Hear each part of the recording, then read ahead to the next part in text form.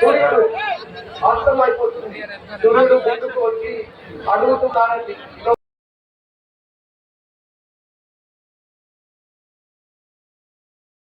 ఆలోచనలు ఉంటాయి. మా అబ్బాయిని ఐఏఎస్ చేయాలి, లేదా మా అబ్బాయిని మంచి వ్యాపారవేత్త చేయాలి, లేదా మా అబ్బాయిని ఒక విరాట్ కోహ్లీ లాగా చేయాలి, లేదా మా అబ్బాయిని ఒక ఎమ్మెల్యే చేయాలని మీకు కొన్ని కోరికలు ఉంటాయి. అది తప్పు కూడా కాదు. కాకపోతే ఇక్కడ నేను మీకు ఏం అప్పీల్ చేస్తున్నానంటే, మన ఆసక్తితో పాటు పిల్లల ఆసక్తి, వాళ్ళు ఎందులో ఇంట్రెస్ట్ చూపిస్తారు కూడా మనం ఒక్కసారి గమనించాలి. వాళ్ళ ఆసక్తిని గమనించి దాన్ని మనం ప్రోత్సహిస్తే తప్పకుండా వాళ్ళు మంచి ఫలితాలు సాధిస్తారు. మీ ఇష్టాన్ని బలవంతంగా వాళ్ళ మీద రుద్ది వాళ్ళకి ఆసక్తులు అందరి మీద మనం కానీ చేస్తే ఆ ఫలితాలకు అద్భుతంగా ఉండవు. మీకు ఒక చిన్న ఉదాహరణ చెప్పాలి.